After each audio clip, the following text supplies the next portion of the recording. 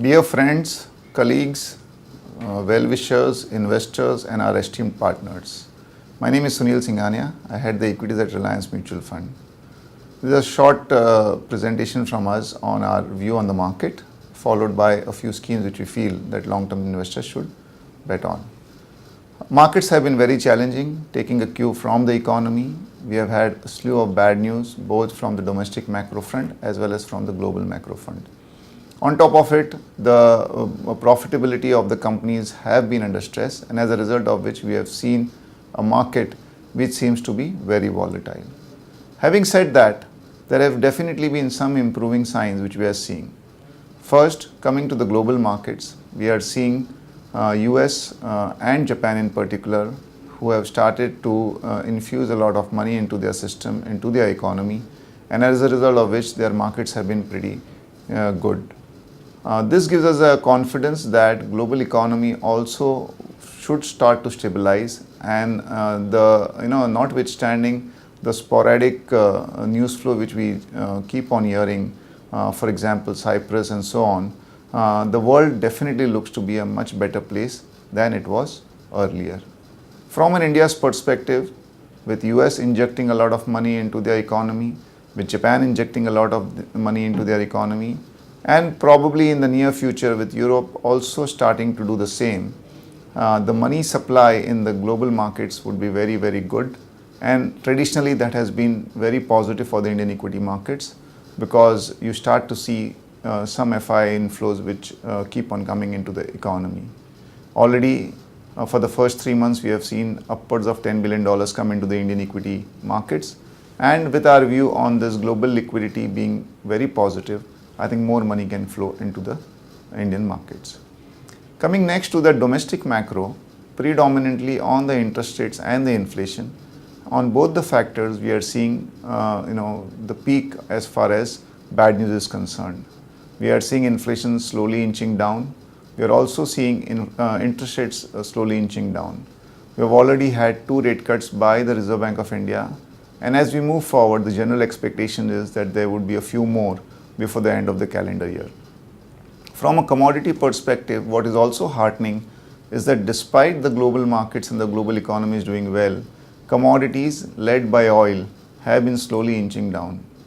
India being a net importer of these commodities, it bodes good for India, and it also bodes good for inflation. The preeminent question which everyone has right now before they invest in India is the twin deficit of fiscal deficit and current account deficit. On the fiscal account deficit, the finance minister has definitely ensured that we have not slipped further. Obviously, it has come at a cost of reducing the planned expenditure.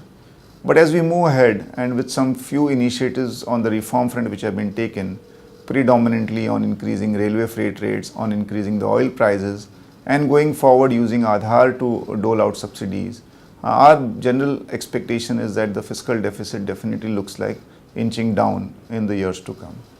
On the current account deficit, yes, we had a shocking figure for the October to December quarter, where we had record current account deficit both in absolute terms as well as on the percentage terms.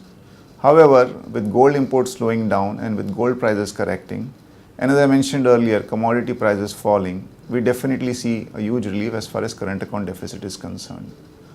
On the top of it, we have seen reforms from the government to encourage investments from foreigners to come both into the equity markets and the debt markets. And as a result of which, we do believe that current account deficit, 1, should come down, and 2, there would be enough inflows from the foreigners to bridge this gap. On the company fundamentals, things are definitely challenging. The sales growth definitely looks like slowing down. There is a slowdown generally in the consumption space as well as on the capital expenditure space. Having said that, companies today are in a much better shape than they were, say, in 2009 or going back a little bit more into the past in 2002-03. We do believe that with interest rates coming off, with commodities coming off, that should present at least some relief from the company's perspective and enable them to increase their profit margins. Sales growth also should come in once government starts to go into overdrive as far as spending on the key sectors like infrastructure and other key economy variables start to happen. We are seeing some slowdown on the capex from the company side, and we do expect that the government is realizing this and will do their best into pushing more capex and therefore kickstarting the economy as far as the corporate sector is concerned. From an investor's perspective, things have been not so good. We had a very good 2012 where the index returns upwards of 30%. The first quarter though has been a kind of a shocker. The markets have reacted, and more so the mid caps and the small caps have taken a much higher beating. We do believe that this has definitely been due to some fundamental reasons, but more so due to the technical reasons. We have seen continuous outflows from the domestic investor front because obviously returns have not been made over the last 3-4 years, and the inflows from the foreign investors have largely gone into the top 15-20 companies. As a result, we do believe that the gap between the large caps and the mid caps is now probably at the highest ever. Coming to the pure earnings, yes, this quarter again earnings are not going to report a significant growth, but they will more or less meet expectations on the overall numbers. Next year, the general expectation is that the earnings growth should come back into double digits, and that would mean that the index trades at roughly 13 to 13.5 times 1 year forward, which is slightly lower than the long-term average and definitely not very expensive. So our view among all this would be that yes, we are seeing a very challenging phase, but from here on things can only improve, and things and all the factors which we track 6 months later definitely look to be much better than what they are today. So despite these challenging times, our advice to our investors would be positive, think what could happen on the positive front and invest for the long term. The returns made when things are challenging usually tend out to be much better when we make investments when things look very, very good. Probably this is a time when you should start to look at your equity allocations, and wherever you feel that equity allocations are very, very small, you should start to definitely look at equity as a very good investment opportunity. From the Reliance Mutual Fund perspective, we continue to believe that long-term investment, sticking to the core philosophy, processes and people will definitely result in performance in times to come.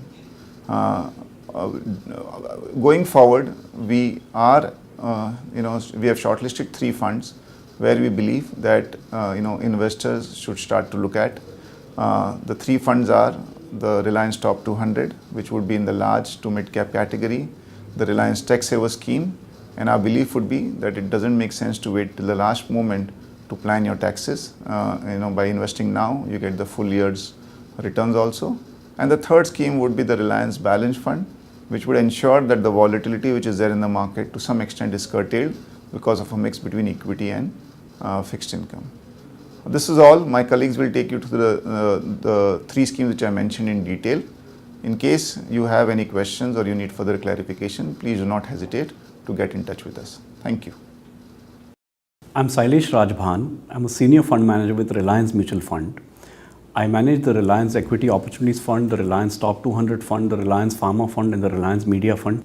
I would now like to take you through the Reliance Top 200 Fund, what it really stands for and in which particular space this fund operates in. The investment philosophy of the fund is to invest in companies which offer growth at a reasonable price. The Reliance Top 200 is a diversified equity fund which invests in large cap companies. Nearly 75% of the money is invested in large cap companies. In the current environment where the macroeconomic conditions are not very good, the investments in large cap companies are likely to do better over the medium term. In difficult market environments, large cap companies tend to do better because their balance sheets are stronger than other mid-sized companies. Even the valuations of these large cap companies, given the environment, are relatively very low versus the overall market valuations. These companies will be among the first to rebound because they have very strong balance sheets. Currently, 85% of the money of the fund is invested in BSE 200 companies, and about 75% of the money is invested in large companies. The remaining 25% of the money is invested in emerging large cap companies, which have the potential to become leaders over the next few years. As in a normal environment where large cap companies generally trade at a premium to mid cap companies, given the environment today, the valuation differential between large cap companies and mid cap companies is not very high today. Hence, the valuations of large cap companies as a universe itself in today's market conditions are very reasonable. It is overweight positions in auto, engineering, healthcare and oil and gas sector. It is underweight in IT services sector given the current weak earnings environment. This fund can be a core part of investors' portfolio given that its investment universe is in a relatively lower risk space within the market environment. Yeah, good morning. My name is Sanjay Parekh. I'm a senior fund manager for Reliance Mutual Fund, managing the RSF balance scheme. I'll just take you through the scheme features. This is a balance scheme with a 75% debt, 25% equity.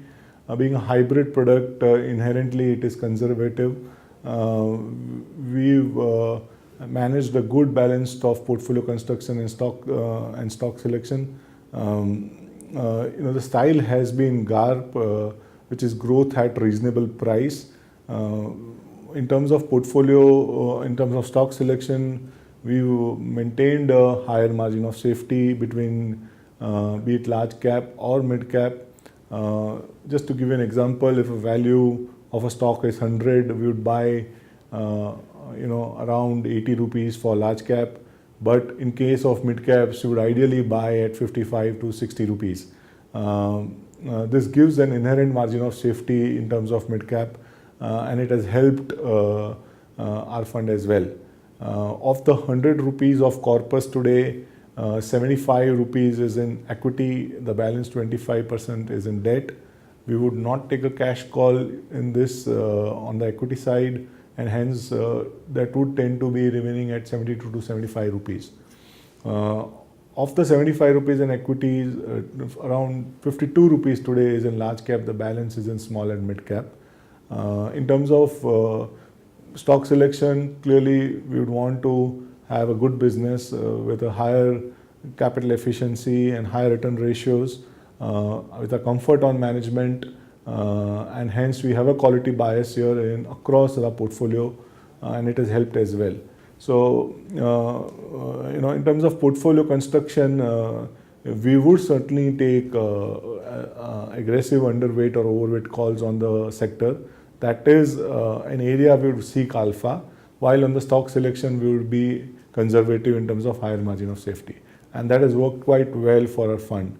What has worked for us has been, as I discussed, keeping a higher margin of safety, divergence in valuation between large cap and mid cap.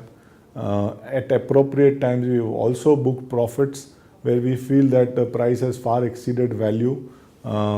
We have taken a good switch decisions at times, and some of the switch decisions within sector or within intra-sector also work quite well.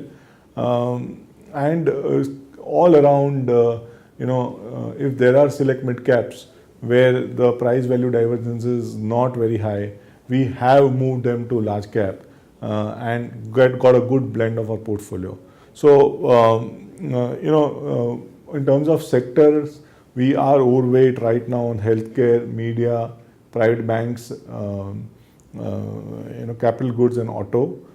In terms of what we would underweight on utilities, we underweight on oil and gas and FMCG. So just to conclude, we're going to be disciplined in buying, holding and also selling at a point, keeping a higher margin of safety, keeping the conservative nature of the product in mind, not taking an asset allocation call because that's already taken by investors, and having a good portfolio construction with a blend of sectors that we like will do well. And this we believe will consistently work for us in future as well.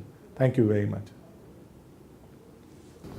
My name is Ashwini Kumar. I am a senior fund manager with Reliance Mutual Fund. I am managing Reliance Tax Saver Fund, Reliance Vision Fund and Reliance Natural Resources Fund. Now I would like to explain about Reliance Tax Saver Fund. Reliance Tax Saver Fund is an open-ended fund with a 3-year lock-in period offering tax benefits under Section 80C of Income Tax Act. Since this fund has a 3-year lock-in period, the focus of this fund is to take a 3 to 4 year call in most of the stocks in which we invest.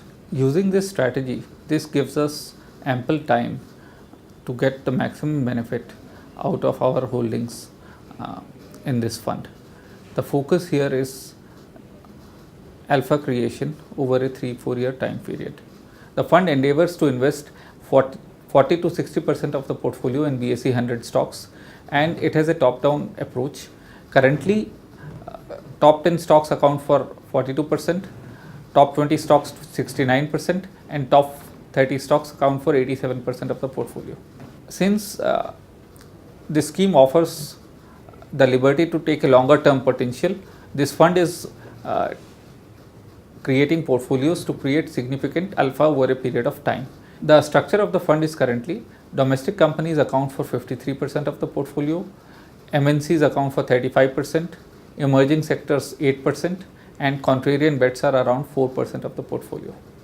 The fund has 35% weightage to multinational companies because we believe that these companies have either technology, leadership, brand leadership, and they have emerging markets experience.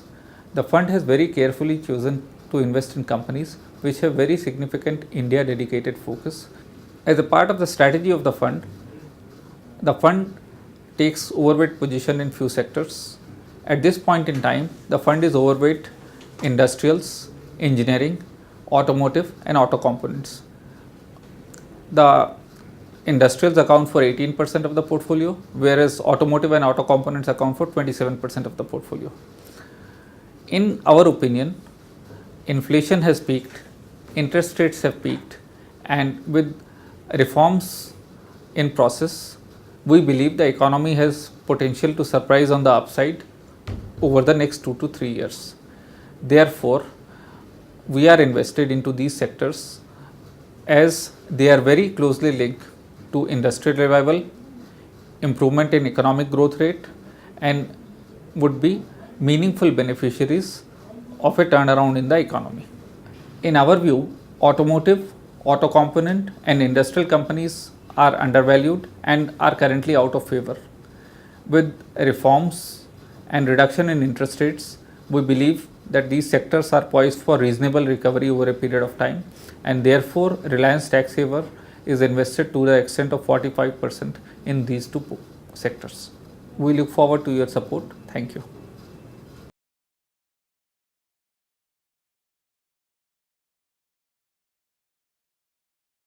Mutual fund investments are subject to market risks. Read all scheme-related documents carefully.